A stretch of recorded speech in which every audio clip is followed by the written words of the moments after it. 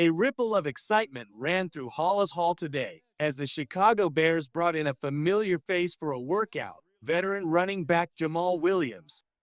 This wasn't just any workout. It was a reunion between Williams and two key members of Chicago's leadership, head coach Ben Johnson and defensive coordinator Dennis Allen. For Bears fans, this news lands with a mixture of curiosity and anticipation. Williams is no stranger to Johnson's system. In fact, he thrived under Johnson back in Detroit, where he enjoyed one of his best seasons as a pro. That year, he bulldozed his way past the 1,000-yard rushing mark, found the end zone 17 times on the ground, and added another score through the air. This wasn't a one-dimensional back. Williams showed he could punish defenses with his power while also chipping in as a capable receiver. Now, the connection goes even deeper. Before his Detroit success, Williams spent time with the New Orleans Saints, where Dennis Allen was part of the staff.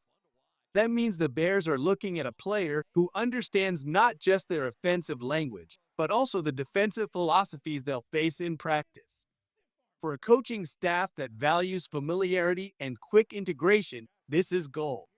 Williams, listed at 6 feet and 224 pounds, isn't here to be a finesse runner. He's a bruiser, the kind of back who can wear down a defense over 4 quarters. His style is tailor-made for those cold, late-season NFC North battles where running the football becomes less of an option and more of a necessity. And there's a practical reason for this workout too, the status of Roschon Johnson. If Johnson misses extended time, the Bears will need a reliable, experienced runner who can handle 15 to 20 touches a game without the offense skipping a beat. Williams fits that bill. Statistically, he's been consistent across his career. Even before his breakout year under Johnson, Williams had seasons with solid yardage, dependable pass protection, and leadership qualities that coaches rave about. His 2021 campaign saw over 600 rushing yards, 3 touchdowns, and 42 first downs, not flashy numbers, but steady production. And once he stepped into Johnson's scheme, those totals skyrocketed. The Bears haven't signed him yet as of this recording, but signs point toward an agreement being likely. If this move happens, Chicago would be adding a battle-tested veteran who can not only contribute on Sundays, but also raise the level of competition in practice. Imagine Williams in the locker room sharing insights about Johnson's offensive intricacies with teammates, helping younger players understand how to exploit defensive looks, and setting a tone of physicality every week. It's not just about depth. This is about strategy.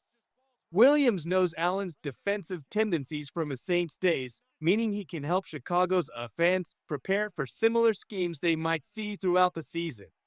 It's an under-the-radar benefit that could pay off in those close, late-game situations. In short, this potential signing is about more than filling a roster spot. It's about reinforcing the identity the Bears are building under Ben Johnson, tough, adaptable, and always ready to hit you in the mouth.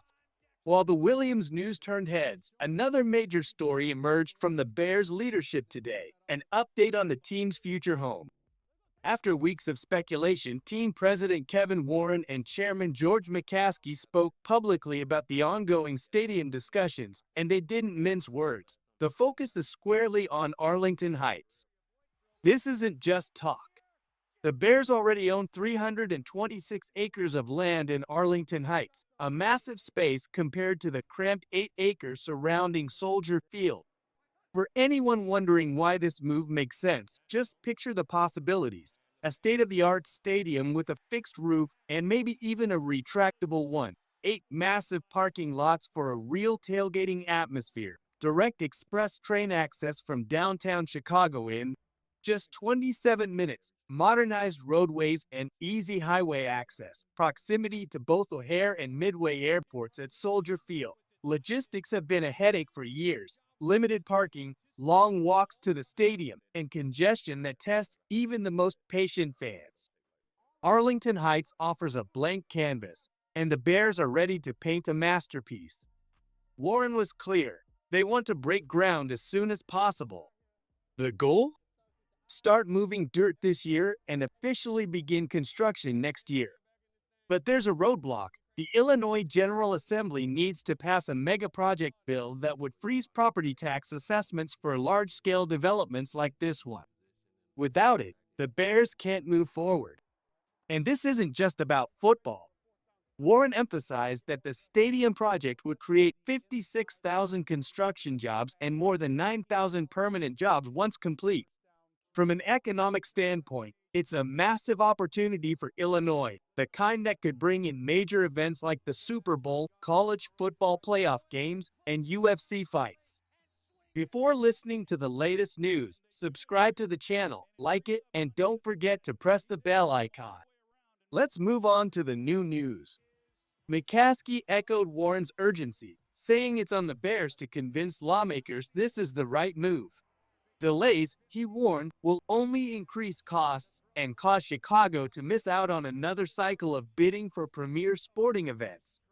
For fans, this is more than a location change. It's a statement of intent. The Bears aren't just looking to keep up with the modern NFL. They want to be at the forefront, offering a home field experience that rivals the best venues in sports. Imagine walking into a gleaming new stadium surrounded by entertainment districts, restaurants, and year-round events, a true football city. The challenge now is political. The Bears leadership believes they found the perfect site, the perfect plan, and the perfect moment. But without legislative approval, it's all just blueprints and renderings. The coming months will determine whether this vision becomes reality or remains a dream. Beyond the player moves and stadium plans, Warren and McCaskey also took time to speak about the people steering the franchise, namely General Manager Ryan Poles and head coach Ben Johnson. And if there were doubts about this duo's chemistry, today's comment should put them to rest. Warren described Poles as a world-class leader with a transformative thought process. He highlighted Poles' ability to balance the salary cap, secure favorable extensions for homegrown players like Jalen Johnson, and bring in talent that fits the long-term plan. Yes, there have been missteps. Every GM has them, but the overall direction is clear. This is a roster being built to last. Ben Johnson, meanwhile, drew glowing praise from both executives. McCaskey pointed to the respect Johnson commands from players, noting simply, "They know he knows ball." It's a phrase that captures why Johnson has been such a refreshing presence at Hollis Hall. He's a coach who not only understands the X's and O's, but also connects with his roster on a personal level. Warren added that Johnson is everything we had hoped for and then some, praising his leadership, work ethic, attention to detail, and creativity. The Bears haven't had a head coach with this combination of traits in years. Johnson's practices are sharp, efficient, and purposeful. His offense is modern yet adaptable. And perhaps most importantly, he's fully aligned with Poles' vision. That alignment matters. Too often in the NFL, a head coach and GM pull in different directions, leading to mismatched rosters and wasted seasons. The Bears, for the first time in a long while, have their football operations moving in unison. As for the immediate future, the potential addition of Jamal Williams could give Chicago's offense an early boost.